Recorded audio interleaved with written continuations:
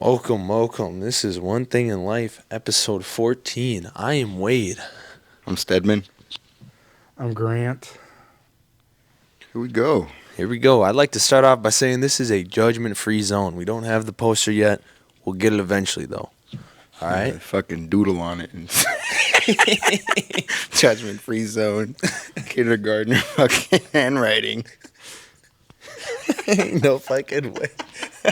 Couple of stick figures and shit. I turned into a train yard with graffiti on it. Hey, Oh, shit. it ain't bad, man. You got an icebreaker? Shit. I know. As soon as you looked at me, you wanted me to go, and I'm like... Yeah, I did, man. All right, I got one. What is your favorite hobby? I don't have one favorite hobby because I have plenty. Okay. I guess it's seasonal. So in the summer, I like Drugs. Just kidding. Like I do motorcycles as of this last year. That's a lot of fun. But I like race cars and stuff like that. In the winter, I do a lot of gaming in my downtime. It's just, I hate going outside in the cold. But other than that, it's kind of those two. I dabble in a lot of other weird shit like RC airplanes. That was a year or two ago. I still got a whole bunch in the basement. And, I mean, those things, I think one of them is 6 feet wide. God damn. And like 3 feet tall. That's a B2. And I have a 737, which is almost 6 feet tall and almost 5.5 feet wide. The battery weighs more than the whole plane. So there's a science to it, weighing it out, like up, down, side to side, all that shit. Then the controller's got like 50 buttons on it. So those are pretty cool, but I ran out of time this year. But right now, gaming and my car is in shambles, so working on the car. That's kind of the hobbies. I got a follow-up question. You said motorcycles. Is it like, I'm not going to say sports bikes, but like, I don't know what the fuck they're called. Or Harleys. I just call them crotch rockets. Okay. I'm not a Harley guy. My brother is, but no, out of my whole family, my dad, my brother, and their whole thing is Harleys. I can't fucking stand it. I call them couch commanders. That's why you see big fat white dudes sitting on Harleys. I mean, I'm not a small guy. Don't You're a get me wrong. 100-gram kind of guy? No, that's too small. I do have a moped, but that's in shambles right now. No, I'm a crotch rocket guy, but I just picked it up this year, so I didn't get too big into the, 1 liters and all that shit. I bought a paired twin. It makes like 50 horsepower. It's a pussy bike, but it's a lot of fun. I just working on mechanics and how to ride and stuff. But my buddy that I ride with, my older brother and his wife, we all have rockets. So, and that's, I won't go to a couch commander until I'm 50. probably later than that. I'll get a pro touring, like BMW Pro Touring or something, which is like an adventure bike almost. Okay. Before I go to a fucking Harley. Fuck Okay. that. Nope, not me. Not me. I don't wear leathers. I Some remember, assless chaps. that's what I'm gonna say. I remember the first time I seen some chick wearing assless chaps. I had to double take to make sure she's at least wearing pants or she was sitting on a dildo or something. It's like those memes. The meme that I seen one time, it was they called it how to secure your passenger on your Harley. You put a tow ball in the middle of the back seat and you call it a bitch hitch. That was probably one of my favorite motorcycles. Yeah, dude, one of my favorite memes I've seen about motorcycles was that. But no, I'm not a Harley guy. I don't know. I just work here. I like Not that. a Harley guy. That's solid, man. Wait, you got one? Maybe.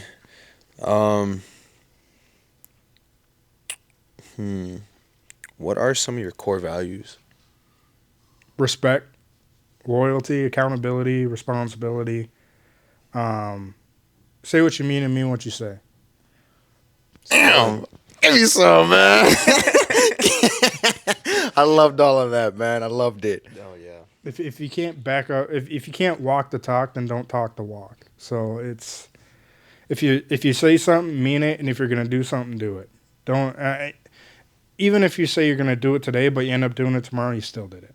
It's I don't care how fast you do something, but if you're gonna say you're gonna do it, do it, and respect yourself enough to follow through.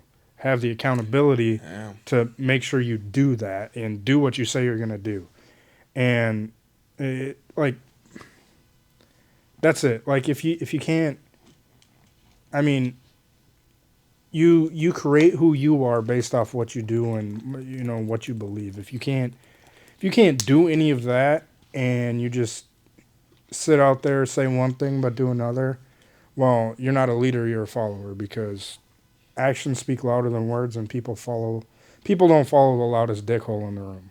They just don't. So real G's move in silence. How about that? Like I like lasagna. You said like lasagna? Is that what you said? That's a dad joke right there. Because there's a G in lasagna. Oh, okay. So you don't hear it though? Yeah. Yeah, that's a real dad joke. But yeah, no, literally, that's how confidence is made, by constantly holding yourself accountable for what you do. Otherwise, you won't have confidence in yourself. You just reaffirm everything you say with the actions you follow them with. Mm-hmm. So you can either talk it and then walk it, or you walk it and just don't talk about it. And real people will, not real people, but people who see what you're doing and understand why you're doing it will understand why you're doing it and see that you're about that action per se. Yeah. Actions speak louder than words. But for the people who don't know you, I guess you want to tell them a little bit about yourself. Oh man, well, Like how old you are, and I'm 28. Damn. Young as a cucumber, baby. Young as a cucumber, baby. What? I ain't turned into a dill pickle yet. Come on now. All right. Respectable. I'm just saying. Don't put me in the juice yet, all right? I'm still sweet. Don't make it sour. Oh man. That's actually awesome. I'm gonna fucking use. Clip that. Like, comment, and subscribe.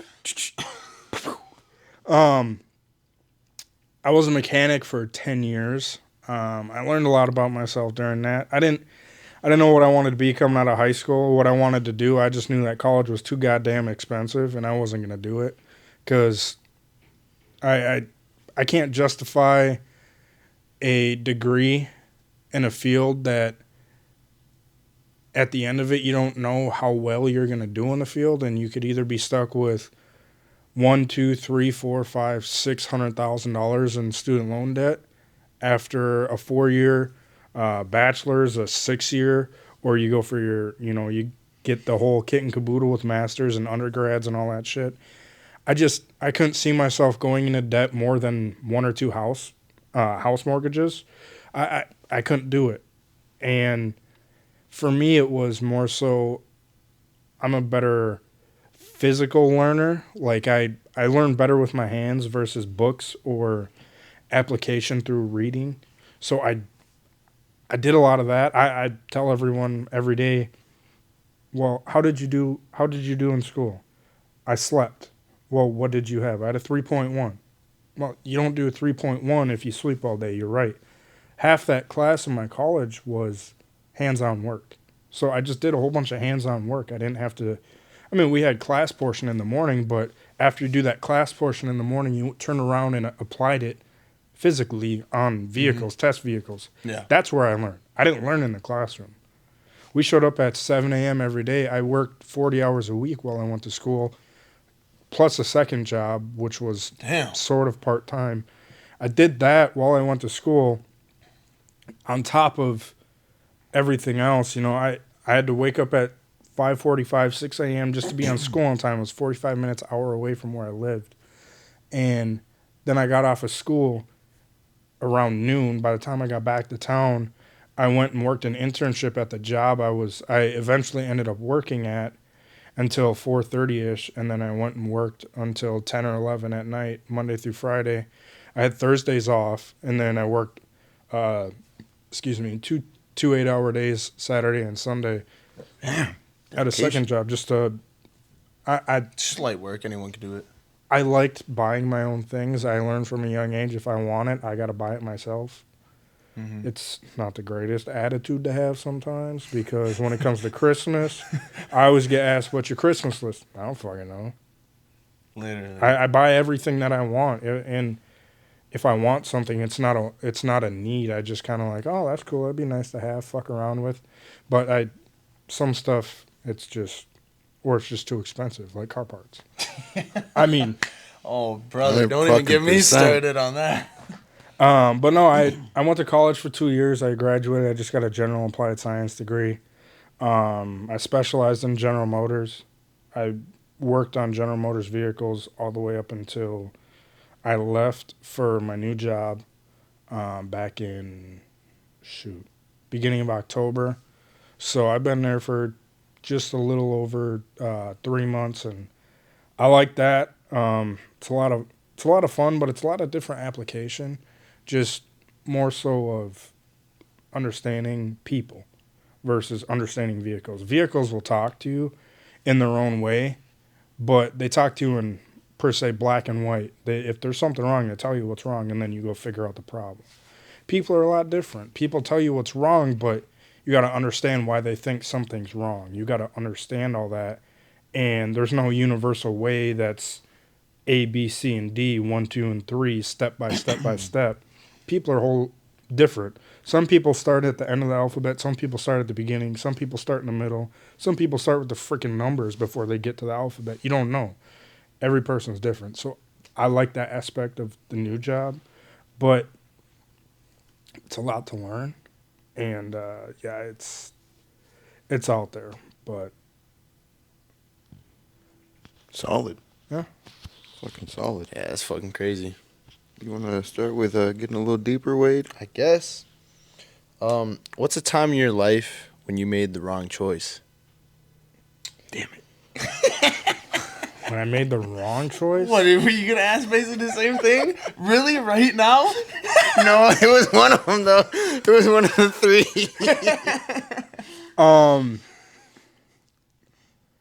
I guess the thing that I would say the wrong choice I made was when I bought my first race car. What was it? It was a 05 Pontiac GTO. I'm a race car guy, so it was a good purchase for me. It brought a lot of happiness to me, just enjoying it for what it was and having something of that stature. But why I say it was the wrong decision is I just got out of college. Ooh. I just moved out, and it was a big financial burden. I had no fucking clue what I was doing at my job yet. Granted, I didn't think I was losing my job anytime soon, but it was one of those wrong place, wrong time type of purchases. So it put me in debt further than I should have been, and it took me a while to climb out of that. So on the flip side, I bought that car, and a year later I bought a house. So if I didn't buy the car, I would have been in a better position buying the house than I was. So I think that kind of played a big role into it. I bought the car in cash, don't get me wrong, but the 11 or 12 grand I paid for it could have either went into a mutual fund, a 401k, a Roth IRA, something along those lines to start my retirement off earlier than a year later. So granted, I have pension and all that before that, but just compounding it to have more than just one retirement I rely on, because we don't know what the market's going to do. So if I didn't do that, I could have put it into that, or I could have held on to it and used that as a down payment on my house. So that was probably my biggest mistake or regret of doing, I guess, in the last 10 years. Before that, I was a young kid. I was young, dumb, and full of cum. I did whatever I wanted. So Hey man, at least you got some miles per gallon though. that I did until I crashed it. So I was going to ask what happened to it. well, from what I did was It was a Saturday morning. I was on my way to work because I worked Tuesday through Saturday at the dealership, and it was raining, but it wasn't. It was just like misting. So I was like, oh, I'll be fine. And I get about 2 miles from work, and it's just downpouring. I can't see 30 feet in front of me. And there's this little dip in the freeway to where it settled down, and I hit that dip going the speed limit, but it jostled my rear end, so it broke the rear tires loose, and the car literally just did a 180 right away, and hit like the T-bar on a trailer. That hit the front end and just flipped me the rest of the way around, slid into the ropes on the freeway, and then I completed my drive to work, but that car is so rare because it's based off an Australian car, so parts are just abnormally high, let alone the car was higher mileage. So to them it was a total loss. To me it was, I just put a couple thousand into this just to fix up and make it what I want for now until later on down the road I do all these extra things. But yeah, between buying the car, modifying the car more when I know I shouldn't have, and ultimately ending up getting paid out less from insurance than I had into it, that was a real kick in the dick. And then after that, I turned around, bought the car back, and bought another GTO, and I went to go combine the two cars and make them one, and the car that I bought was worse off than the car that I crashed. Damn. So, and that all spiraled down to just 3 years ago, I sold that car off after I parted it out slowly over the years. And I sold the rolling shell and turned around, and that's when I bought my S2000. But I'm also in a better position now than I was 10 years ago. So, this is just a follow-up question. You went from American Muscle to JDM. Which is better? I'm not biased in this. I think. Damn it! I think American Muscle has its place because the S2000 has a huge community following that does V8 swaps. You're not wrong. That's fair. But on the flip side, I'm not a purist. However, 4 cylinders is so goddamn easy to work on. Yes, sir. Oh man! You put a V8 in any car, it's like a 10-pound shit in a 5-pound bag. You put a 4-cylinder in there, and you're like, "Holy fuck, this is Narnia." There's just room everywhere. I pulled the motor and the tranny on my GTO after I crashed it. After I bought it back from insurance, I pulled the motor and tranny out of it. I did that in my driveway in 3 hours. Pulled it out as Fucking one solid. unit. In my S2000, the tranny is impossible to pull out in 3 hours because of all the hidden bolts. But to pull the motor all the way down took me maybe an hour. To pull the motor, the heads off, the oil pan off, and the timing cover off the V8 of the GTO, I'd have to drop the motor out of the car on the subframe, lift the motor off the subframe because the oil pan is a front sump, so the sump is in front of the steering rack, in the front of the motor, whereas most V8s are in the back because when you hit the gas, V8s have a lot of fucking torque. Right. So the science behind it is all the oil goes to the back of the oil pan. On the GTO, it's in the front. So the issue with that is all the oil would go back to the back of the oil pan. So there was a lot of oil starvation issues on track days and shit like that. But for a street drive, there's no problem. Well, to get that oil pan out, you have to take it and lift it off of the cradle so you can unbolt it and get it around the pickup tube and slide it out. But that's 2000. There ain't shit there. Oil pan came out in maybe 15 minutes. Timing cover came out in 15 minutes. Head came off in less than an hour. I had the whole motor torn down to just a short block in probably an hour, hour 15. So they have their quirks. That's 2000. I can't pull the motor and tranny out as a unit without separating them in the car because there's a crossbar that the oil pan will hit. You can't get the drop angle to come down like this and lift it up and out. But on the GTO, the bar is so far forward that you can just lift the V8 up and just... Right. You got to pull the shifter off on both styles, but either way, you can't get the tranny out attached to the motor in the S2000 versus the GTO. But it's also comparing apples to oranges per se because the GTO had a longer wheelbase. Mm-hmm. It was a wider car per se. I mean the S2000's like it's smaller than a Corvette. It's like the size. Everyone fucking calls them Miatas. It pisses me off, but Far from it. it's for. How you like your Miata?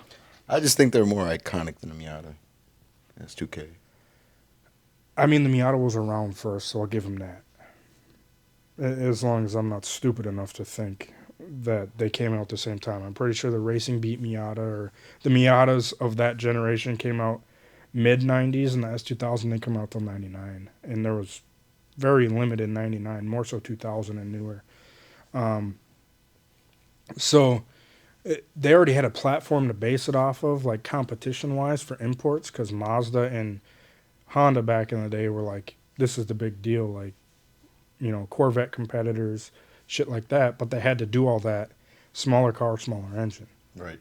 So there's actually a lot of F1 racing technology from Honda that they used in the S2000 FRM cylinder liners. It's not a steel liner. It's a floating deck, but they use this weird, I guess, application film, whatever you could call it, that they use on their F1 cars. It's actually a cool science behind it, but I never really looked into it further than that, other than the cars are light as hell when you delete a lot of shit like I did. You put a turbo on them, make 500-600 horse, and you're no safer than you are in a Viper for 3/4 of less of the cost. So sign me up.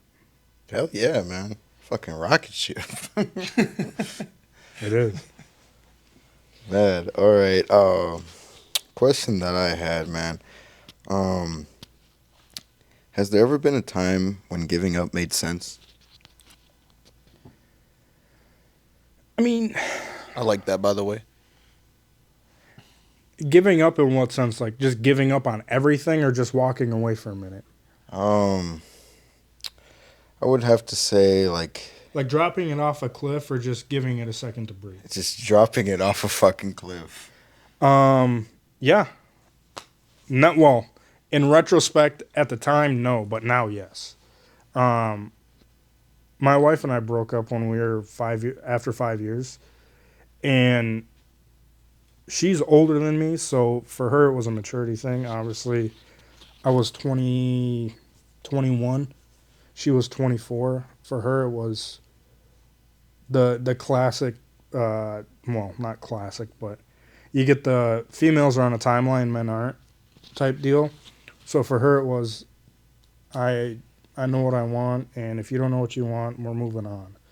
So there was like a 3-month period, and I hit her up, and I was like, hey, I'm on a dry spell. I'm trying to hit that cookie. Like, I'm trying to get in, you know what I'm saying? So that brought it back around, and No fucking way. ain't no way. Dick game decent. He got her back, so it's more than decent, bro. But no, looking back on it, when we got back together, we sat down and Great spot. hey, it ain't big, but it gets hard as fuck. All right. I'm just saying. Oh, man. Almost got me in tears. He said, call me Cupid's arrow, the way I be poking love at her. I prefer Campbell's Chunky. But no, Fuck, man. I'm fucking out. looking back on it, we sat down after the 3 months, and a couple sessions in, we sat down and got dinner, and she was like, so what are we? I was like, I don't know, what are we? I'm having fun, you know. I'm 21. I'm just 21 and having fun. And she goes, well, where do you see yourself in 5 years? And I said, I ain't got no fucking clue. I didn't think that far ahead. I wasn't planning my life. And for her, she goes, well, I want to be married. I want to have a house. I want to have 2 kids. I was like, okay, what after that? We'll find out when we get there. I was like, I'm going to need to think about that one. Like, for me, I'm 21. Like, I ain't ready for all that shit. You know what I'm saying? Like, right. I didn't know what I was doing with life. I'm just living. Fast forward later that year, obviously we got back together. I just told her, I was like, I don't know where I'm at or what I'm doing, but I'm going to just go with the flow. And whatever happens. Probably. Oh, I want to say close to 9 months later, we found out we're having our first kid. That was ended up having my son, and then probably. Well, see, the thing for me was we got back together and immediately was I want to get married. I'm like, the fuck. So, I like to joke about it sometimes. I'm like, well, in the back of my head, I'm like, what's a good way to get rid of push off the marriage for now? We're having a kid.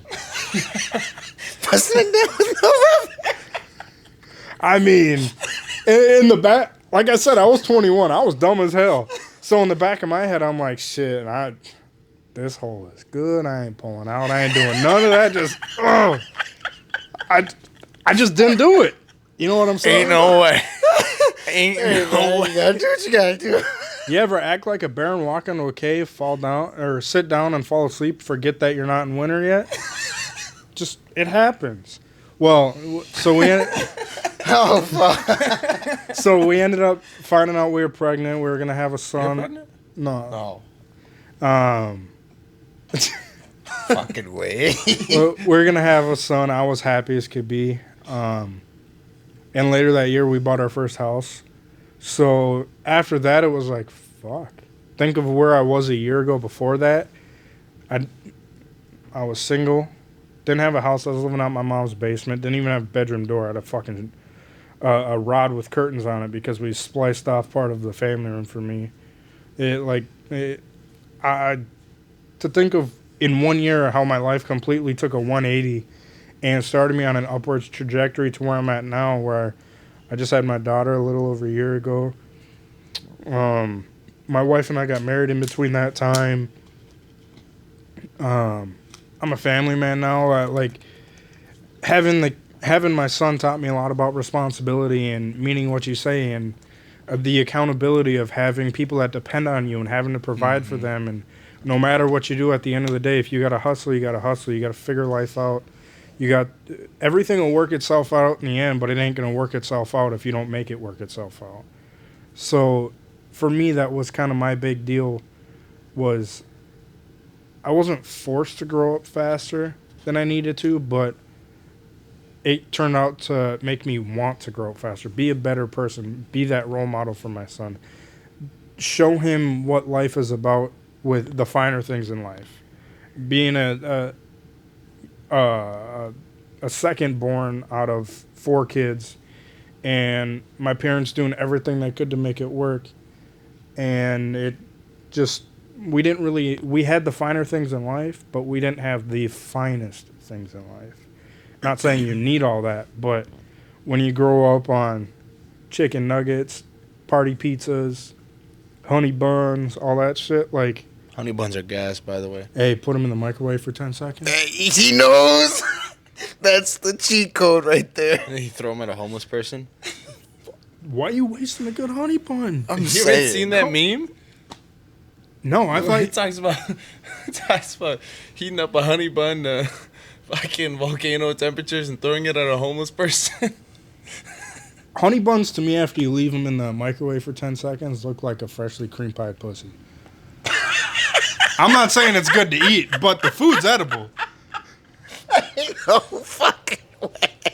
You know, I'd like to reiterate once again that this is a judgment-free zone.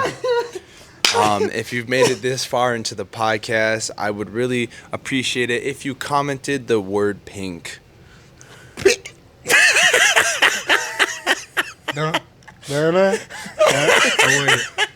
Oh, man. Wait, hold on, man. We need to answer that question. Is there any point in time that fucking giving up made sense to you? Oh, shit. Yeah. I feel like we've been interviewing him and really haven't been answering. I mean, it's part of the podcast, but yeah. Well, we usually answer them too, Hey, you know? I know. No. I know. For me, a time that, like, just giving up made more sense. Oh, shit. I guess the only thing I can think of is when I stopped putting so much time into my mom. Just gave up on. It just felt like I was beating a dead horse, man. So I was just like, all right, well, I'm just gonna give up because there's no point. So I mean, that's the only time it made sense for me. Not gonna go into too much detail on why, but yeah. All right. A time that fucking giving up made sense to me, man. I was fucking working on my Subi, and I was fucking, getting it to the point where a full bolt on, and I was taking off the turbo inlet valve and fucking broke the shit. And I was like, ain't no fucking way, man. So I was like, okay, let's see, if I can get this shit back together. Couldn't get it back together. Just fucking sitting there in the garage, laying down on the fucking ground, and I'm like, fuck, man, I need to get to work tomorrow. Then I had to take the fucking Mazda off of jack stands, fucking put the other wheels back on it, and fucking drive it to work. And I was just like, all right, now let's go see if I can fucking get one. I would contact my buddy. He's got an extra one, and come to find out, it's for a fucking 2018, which they switched it over in 2018, 19. So You it were didn't. 17. Yeah, and it didn't fucking work. So then I was like, okay, well, fuck that. I go to fucking Subaru, end up spending $200 on a fucking turbo inlet valve, and I was like, fuck, man. Ooh. So then I'm fucking working, getting that shit back together, and I was just like, man, I fucking quit, I had to wait fucking 3 business days to get that shit, and I was like, man, I'm fucking done. Like, it was just fucking so fucking irritating. I was sitting in the garage until fucking 2 in the morning, and I'm like, gotta go to work the next day, get up for work, and I was just fucking beat, man. Yeah. Was that one day? Yeah. Where Tim's like, what's wrong? And I'm like, I ain't got time for this shit. I'm hurting, man. Yeah. I'm hurting. Yeah. Yeah. I'm just Good old buddy. clear my throat on that one. Yeah. Yeah, that's happened a lot.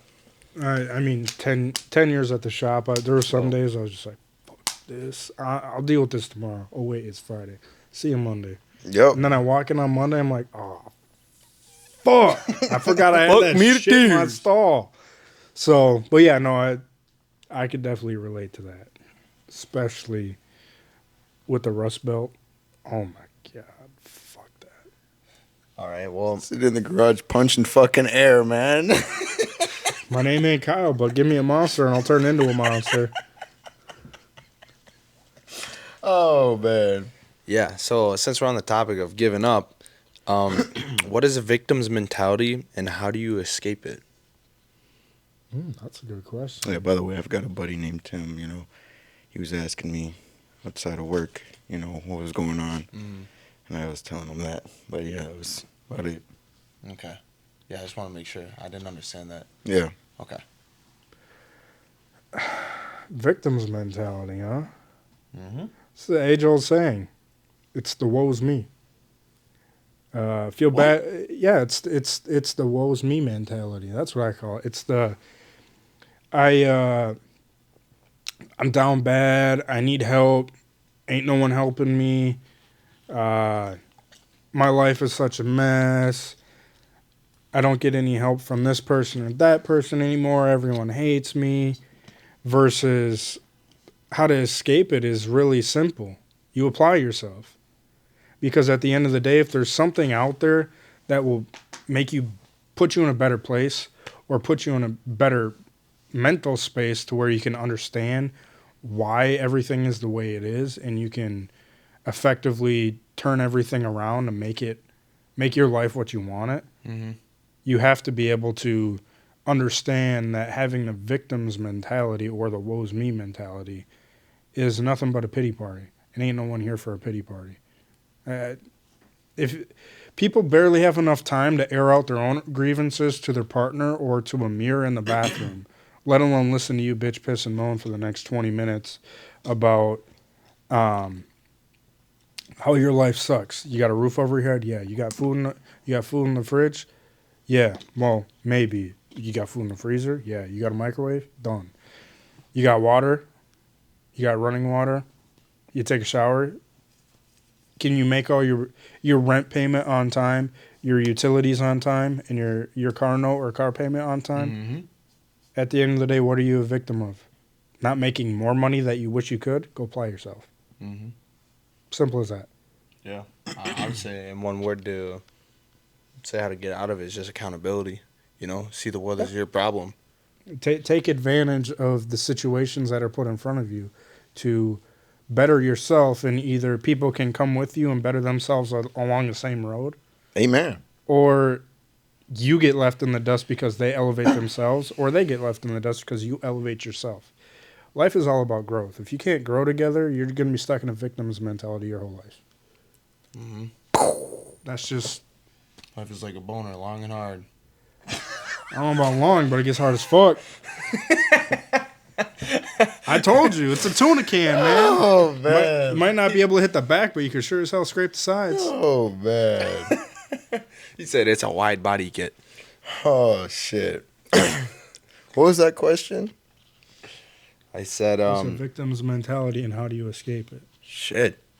I'd have to say fucking pawning off your problems onto everybody else. Like, just piggybacking off of what you said, like, just never taking accountability for what you've done. Always saying, oh, well, the reason why this happened was because of this person, or, so-and-so didn't go this way, and it's like, man, if you fucking nut up and shut up, man, and fucking own up to that shit, man. He said nut up? I think that's the way that would, It's Is that the way that metaphor goes? Nucks up or shut up, but that's if you're trying to fight. Oh, yeah. Something like that, man. I tried, I mean, if I'm nutting over, I ain't talking about no victim mentality because I ain't made a victim. It's a murder scene. Yeah, Wait, what? Grab your nuts from the top of the fridge and fucking grab hold of life, man. Let me grab them out of my sock real quick. Sorry, sometimes after 2 kids, they sag a little farther than they should. I ain't even old yet. You ever run up the stairs and it just wraps around your leg and whacks you in the side of the knee? Just, Can only imagine sitting on How the about up the toilet, stairs? It sounds like a taking- clapper. taking a shit and fucking flushing down the toilet. yeah, you ever heard that? You ever heard that song? You ever heard that song, "Dick Touch the Water"? No, I have not. Well, my balls touch the water. Oh, man. It's a horrible song, but it's Oh, funny as man. hell. That's fucking great. Oh, okay, so yeah. Fuck. Oh, man. My ribs hurt laughing so fucking much. Oh, man. Okay, this is kind of jumping to a whole different section, but Okay. would you rather get hurt or hurt someone else? Ooh, that's good. I'd rather get hurt because I can deal with it. Mm-hmm. Not a lot of people can. It's not really. 100%. It's not a mental strength, really. It's more of a personality strength. So, like, growing up, it wasn't hard for me to make friends, but it was hard for me to understand who my real friends were. Ooh. So, I went to a small private school, so I had like 20-something kids in my class. That was it. Oh. That was it. Like, our graduating class. Because like school is you stay in the same classroom all day, right? Mhm. Okay. Well, up until 5th grade, and then we started moving classrooms. But Yeah. everyone that's in your class in said classroom doesn't change. The teacher just changes. So you went to the different teacher's classroom, but your class size and your classmates never changed. Yep. So, excuse me. For me, it was I didn't know who my real friends were. I played football, baseball, basketball. I sucked at everything, but I like to think I was good. And we'd go out play recess, and all the kids that were good at sports played football. And I was like, oh, fuck it. I'd like to think I'm better. I'm better than I am. So I was like, let's play. I'm down. And I'd miss a catch, or I'd trip over my feet because I'm clumsy as fuck. Or I'd throw the ball to someone and it'd go 5 yards instead of 20 because I didn't know what the hell I was doing. I was just, not that I was bad. Like, I played traveling baseball in 4th grade. Okay. It's not that I'm horrible at everything. I wasn't as good as my peers that were playing with me. And so it's the same kids who would play on the basketball team from our school. And one of the kids' dads was the coach. And we had a tournament down in New Ulm. So from us, it's like 2 hours away where we were at. And we make it to this is 8th grade. So we make it to the finals in the tournament for the championship. I sat on the bench the whole game. Damn. They didn't even sub out. The 5 starters played the whole game. Coach's kid, his 2 buddies, his 3 buddies, and then the 5th guy who he was just kind of guilty by association, but he was good. He just, I thought I was better because, I believe in myself. But, so, I didn't play that whole match, and that's when I realized, like, damn. Granted, at recess and shit, everyone would make fat jokes, shit like that. Like, I wasn't a small kid growing up. I was a big boy. They tell you to wait? Oh, yeah. Everyone was like, why you gasping for air? You just ran 30 yards. I'm like, yeah, that's a lot. And they're like, dude, we just did 60 right before you. We're not. I get that, but I'm about 40 pounds heavier because I'm fat as hell. It's like a freight train versus. So y'all like a burger, I'm a Big Mac. Literally, well, it's like comparing a freight train to a smart car. I'm O lineman, not a wide receiver. Okay. I think you were wide though. Not a receiver though. Receiver of insults. That's it. But all right, I'm done poking fun at you. I think that kind of gave me that mentality to just take it and deal with it internally, process it, and move forward. So I always tell myself, I haven't really said this to a lot of people, if anyone at all. I always tell myself, I'd rather my wife and kids get killed in a car crash than me get killed in a car crash, because I think I could deal with it. I don't want to put that on my wife. I don't want to put that on my kids. Yep. I don't want that for them. I'd rather put all that on me, and I'll process it, and I'll figure it out myself. Yeah. Versus them having to figure it out. So having all of that, and I think one of the things that helps me cope with a lot of that is I joke a lot. I like doing innuendos, relating stuff to other things, because it's real advice, trying to put it into a different perspective so a bigger group of people could understand it differently. Yep. But also it helps you exacerbate your words and explain the different situations with different metaphors. And I don't think a lot of people can do that because they didn't have that type of outlook that I had. Yeah. Growing up. I mean, everyone was fat shamed or everyone was bullied at some point throughout grade school, but to continually have to go back to class, mind you, the other 2 kids in the class that got bullied too, we're best friends. So we've been best friends since the 1st grade. We take yearly trips and all that. Like, we're good dudes. I was in my buddy's wedding this last couple months ago. He got married, but it was always us. Mm-hmm. But I always tried to be friends with everyone. So that's just how I was growing up. I knew I didn't fit in, but I didn't give a fuck. Because I always pushed myself to try and be on that physical level to fit in with people and shit like that. So I had both sides. I always played games, so I always had my core group of buddies because we played video games all the time. But my other group of buddies, they were all the basketball, baseball, sports, all that shit.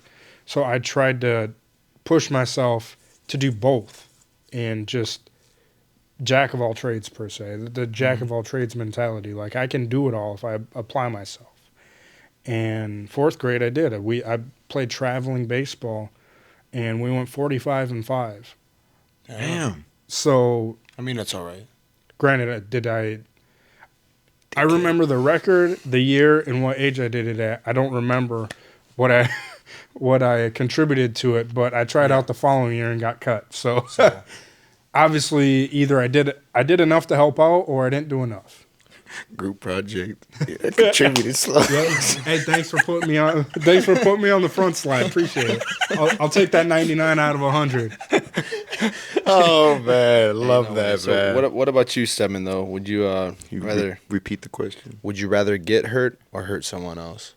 I've done my fair share of hurting, so I'd probably say I'd get hurt, man, because I can It's deal time with for that. payback, bitch. I can deal with that shit like pretty well, man. If somebody hurts me, and you know, Yeah. I'm not a person that's gonna complain about it to other people. I'll just deal with it in silence and move forward with it, man. Okay, real G's move in silence. Hell yeah, man. Like lasagna. Motherfucker.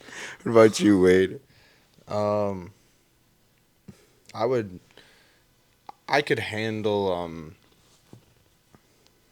being hurt better, so I would also go with what you guys said, which is getting hurt rather than hurting someone else, because then I know I'm accountable for that for the rest of my life, and I gotta sit and think on that. That you Yeah. know it was my wrongdoing. 100%. Question that I've got, man. When is love a weakness? That's easy for me. But does he?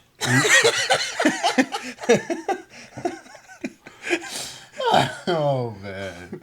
For me, I'm married, so everything I own is hers, and everything she owns is mine. Except we all know the real fact when it comes down to the nitty gritty. I'll lose half of everything I have, and she won't. But I don't ever plan on having that, so I don't have to worry about it. But I think you said sacrifice for love, right? Mm-hmm. So I guess the biggest sacrifice for love is two-part. In the relationship and out of the relationship. So in the relationship, the sacrifice is your own personal independence. Whether you have kids or people that depend on you or just you and your wife, you're not going Dutch. She's either paying or you're paying. But either way, it's coming out of the same pool of money.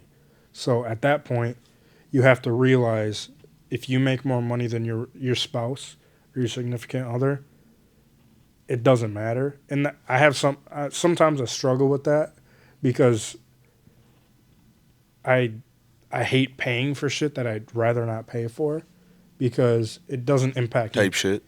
It doesn't impact me. But on the flip side, it's good for my wife, good for my kids. So there's that. But out of the relationship, I'd say you have to pick and choose your friends more wisely, because or the people you surround yourself with, I should say, because the people you surround yourself with is who will create a negative or positive mentality in your brain to bring back to your relationship to level up or level down or move plateau. I'm not saying it's a good or a bad thing, but at the end of the day, if you surround yourself with bad people, you're going to have a bad time. You're going to think bad of yourself, and you're going to go after that type of person that just keeps you on that bad level. Whereas someone that's out of your league, quote unquote, they're not out of your league. They're just out of your mental space. Boom. I've seen pictures of 500-pound dudes that are fucking the hottest woman on this earth or the hottest bitch on the beach. But there's also vice versa. Not to be sexist or anything, there's bigger women that are with super unfit dudes. Mm-hmm. Because it's not just about... Can I chime in real quick? Yeah. There's a quote that I like to live by, which is, if you feel like you're the smartest in the room, it's time for a new room. Yeah, except your room can get bigger. Because your room can... I agree with you. Yep. But what I say is the room can get bigger because you don't have to make the room bigger for more people. You have to make the room bigger for better furniture. Because if you don't educate people... Like, if someone means the world to you, that's your homie, or that's your homegirl, or that's your person. If you put better furniture in the room and better tools to utilize, they're going to grow. Mm-hmm. They might not grow as fast as you're growing, Mm-hmm. and you don't have to wait around for them, but you still got the rope on their neck and you're pulling them along with you. Yes, on. But yes, on the flip side, the room can get big enough to where it's their own fault they don't grow. Yeah. So there's a twofold to that. So I'd say that's kind of my two side to that love question is I like that, man. sacrifices as well as, resigning yourself from situations and realizing that you don't have time for everyone. But if someone makes time for you, that's where it's at. Hell yeah, man. 100%. What was that question again? When is love a weakness? When is love a weakness? Okay. I'm not understanding that, but obviously So I would have to say it's a weakness, as in like, you go on your daily routine, but you stop some of your daily routine to go with this person, or you're Oh. sacrificing something that you usually do to spend time with that person. You take that 5 minutes. What's up, shawty? Good morning. Exactly. Usually I just wake up. I'm like, you good? Yeah, that type of You got a thing, pulse. or like, you take your last $10 that you got and you buy them something to eat. You're sacrificing what you would normally do something else with and throw that in there for them. I still gotta make sure I got gas money though, so she might get $5.50. I need at least a gallon, dude. Break bread. I get 20 miles a gallon. I'll know I can make it to work as long as it's payday. Right, I'm like, hey, we got $10. We can get 2 McChickens and Not even, dude. not anymore. Yeah, They're not like in this $3 day and age. a chicken now. I used to remember to get that. Hey, man, I go to Jimmy John's at the end of the day, so when they have to give away the fresh bread, I just take it. You can do that, you know that, right? At When- Jimmy John's at the end of the day, when they have to throw away all the bread that Yeah. they got for that day, if you go in there at the end of the day, you can get that for free. I thought you just go dumpster diving. I mean, you could do that too. Otherwise, they'll just hand it to you. I did not know. I'm just mad, dude. I used to get him a gangbang for $2, $2.14. Yeah. Now it's like six What something. were their names? Oh, my bad. McChicken. Well, their names were McChicken and McDouble. You take the 2 buns, slap them bitches together, and you got a smackaroonie. Man, It's those called were the the good gangbang. days, man. Yeah, that's a McGangbang. I You, don't. you did not know that? You No, I know. Oh. you put in chicken and meat together. Man, I remember I used to ride I used to bikes. take the meat, take the 2 patties off to the side, put the chicken in the middle. Ooh, Sometimes you get a little different texture. McGangbang and a small fry. Then you put the fries on the Oh, top hell bun. yeah. yup. That McDonald's Hell The yeah. extra Sprite. crunch. Hell yeah. Don't even get me started on their Sprite. Powerade. Powerade, no ice. That's it. I was a high C guy over there, man. High C's fire. I like the high C. And that fruit punch Ooh, or the yeah. orange. I like the orange, man. I was mad when they got rid of that shit because I got rid of it when I was working. I there guess at to the time. answer it for me though, I'd say love is a weakness when you start to follow your routine. I like that. Yeah. But if you care for the person, you adapt your routine and you still get what you want done, just in different time slots. Mm-hmm. All right. You I got, don't you know, I got just work here. You got another one? He goes, I just work here. Oh fuck. Oh, okay. Do you think money changes people or shows their true intentions? Ooh, that's good. Both. Both. Both. And I'll tell you why. So, does it change people? Yes. Only if they allow it to change them. They can have. You can't. No matter what you do, if you win $1 million today, but you're used to getting $800 a week, it's going to change your intentions because now you can go buy a house in cash. You can go buy that brand new car. Could you do that shit with that $800 a week? Hell no. So it'll change your intentions no matter which way you look at it, in my opinion, just because monetary value and physical things, your intentions for all that stuff changes because now you can afford it. But I guess my mindset was a little different in terms of how I was thinking of that question was more or less towards relationships. Oh, between 100%. Friendships and lovers. 100%. I think not that people with more money think differently. They ain't got no time for bullshit. If you have money in your bank account that you don't have to work for the next 5 years and you don't have to work, then I'm sorry, but you're a little bit more carefree, not careless. So your intentions when you wake up every day, your intention isn't to follow your routine, to wake up, get ready, go to work, do all that. You wake up at 9 o'clock. And yeah, you have a routine, but your routine isn't 15 minutes. I got to get out the door right now or I'm late and getting written up or I'm getting whatever. Yeah. Whereas, what was the first part? It was, do you think money changes people or shows their true intentions? So, the true intentions to me, like I just said, it's if you have money like that, it'll change your intentions in your daily routine and how much energy you invest to certain situations. Yeah. Yes. Does it change people? I don't think money changes people. People change money. So, if, like I said, if you have $800 a week and you're used to that, that's what you live off of.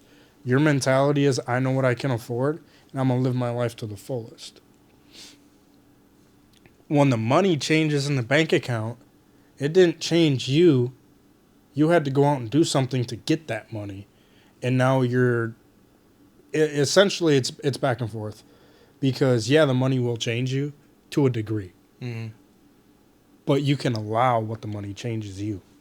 So you could go out and buy a Ferrari if you wanted to, if you had millions of dollars, sure, but are you still living in the burbs by not normal people, but middle class, upper middle class people, and you get along with them just fine? Or are you selling everything off, only buying $100,000, $200,000, $300,000, $400,000 cars? You buy a whole bunch of property, build yourself a house, fuck everyone else, and cut communication off? That's where it would change a person. But I think the person changing the money is, like I said, is you're not changing your circumstance, you're just changing your cash flow. So your cash flow went from $800 a week to $5,000 a week. So you're changing your money, but you're not changing who you are. Whereas the money changing you, that's horribly negative in an impact. And if that's what happens to you, that tells me your mental capacity as a person and what you think of yourself from the jump anyway. Because if money changes you like that, then what were you really doing? You're nothing but a fake person. Because if a physical thing, a monetary thing can change you like that, then everything you said prior to that, I'm going to just turn into a grain of salt, because that's what it should have been. So it's a good question, but I think it doesn't change people unless you let it change people. And that's why people change money, because the money doesn't control who you are or what you do. You control what it does and what you do. So that's kind of how I look at it. Might not make sense, but that's how I look at it. It's all up here. If you're chasing the bag, you're still going to be chasing the bag, just in a less capacitative form or a different avenue. Like you might go into stock trades and market trades, shit like that. Or bigger fish, right? Or there's bigger fish, or you might go invest in a company. But the money isn't changing you, it's changing your profession. If that makes sense. Will your profession change you? To a degree, it might make you a more responsible and accountable person. Yep. So it's like a tree. Money comes in, money goes out. But which branch does it go down, and what lesson are you going to learn down each branch? So that's kind of how I look at it. Gotcha. Makes sense to me.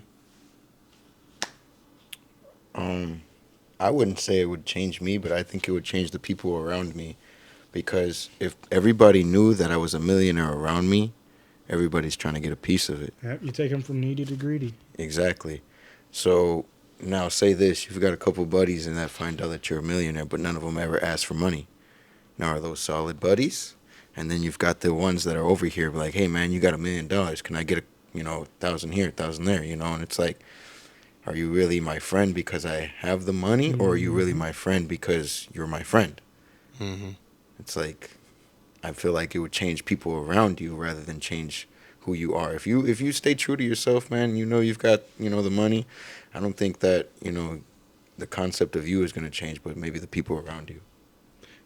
I agree there, but on the flip side, if it changes the people around you, they're going to say you changed because of the money, because you're going to cut them off. Yeah. So there's two sides to every coin. Right? Exactly. But on the flip side, where you're at. They don't care. Right. They're just in it for the green,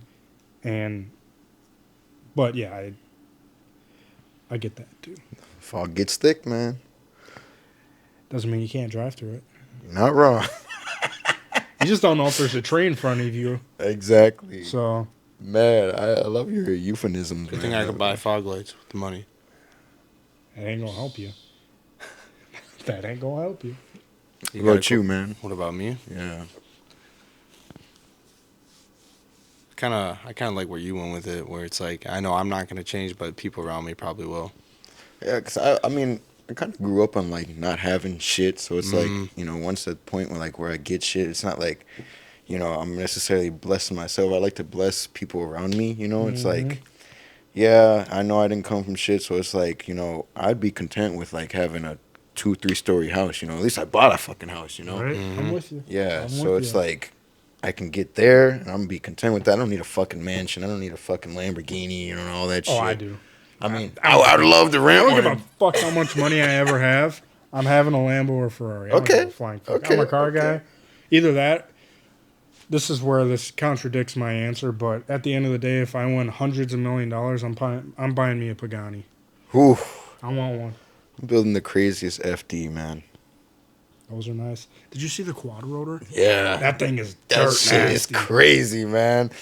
The question that I have, though, this is probably my last question here, gentlemen. What did you learn recently that changed your life? That's a good question. I mean, what I learned recently, like how recent? Let's say like within the last year. Last year. You control your destiny. That's what I learned. In the sense of life is what you make of it, not what everyone makes it for you, I guess. So for me, it was my job. I loved my job.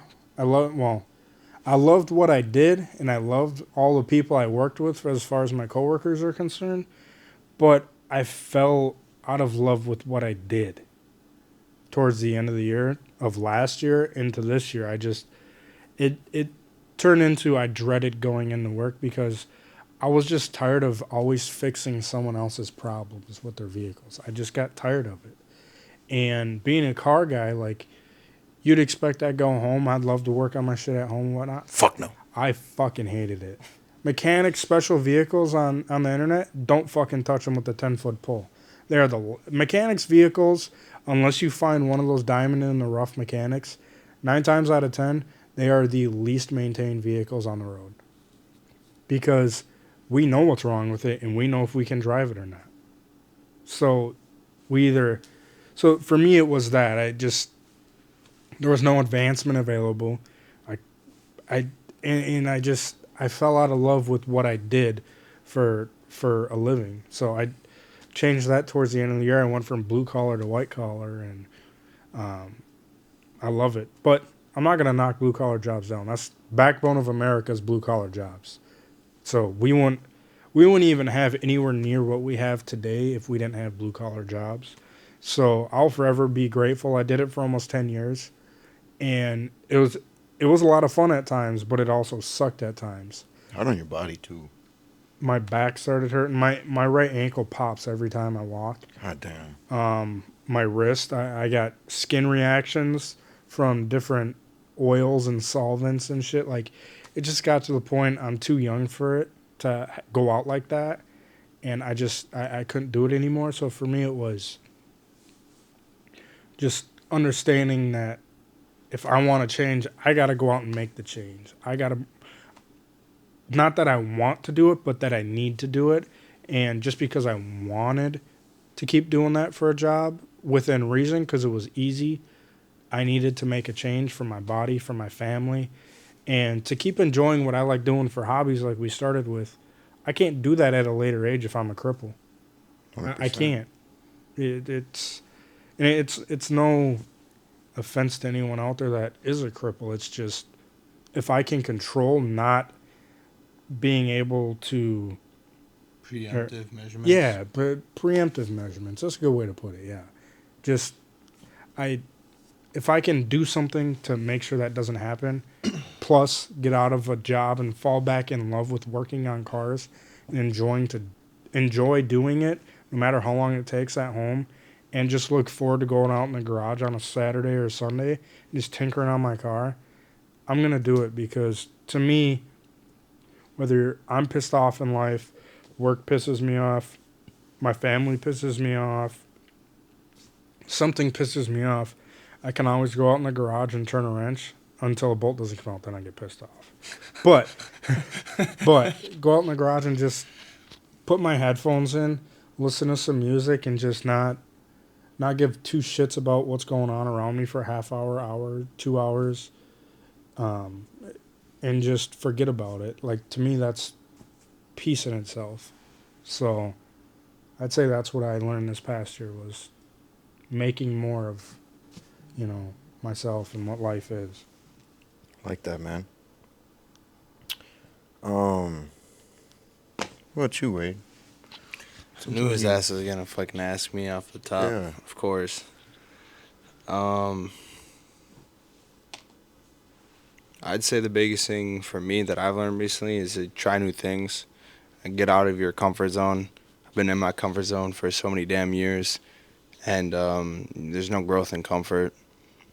Learn to be comfortable being uncomfortable, and that is how you'll grow. So that's all I gotta say on that. Something that I've learned in the last year, everything that you hear isn't perceived that way. Like when people tell you things that, and I'm not saying like everybody, but a lot of things that people say, take it with a grain of salt. No? And, that was something that I learned, and it was like, damn, I genuinely had faith, not that I don't have faith in people, but like I took it with 110%, like there's no backing out of this. They got it, man. And, I learned it, and I was like, fuck, man, I just take it with a grain of salt, It's one of those deals, just because they say something or you say something, it might get misinterpreted because you understand it on a different playing field than they do. You might be playing football, but they're playing baseball.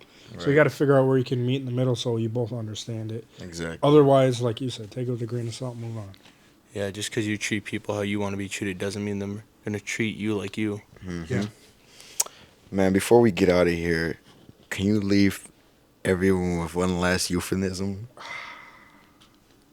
I know you've got like so many. You've put so many in my head, and I'm like, man, if you could just bless them with one. Life is a 2-lane road, but it's as big as you want to make it. Damn. So it could be a freeway or it could be a back road, but at the end of the day, it goes both ways. Fuck, man. That's it right there. That's it, we're man. It. We're fucking out of here. Yeah, like, comment, subscribe. This has comment. 2-lane road. If you made it to the end of the video, 2-lane road.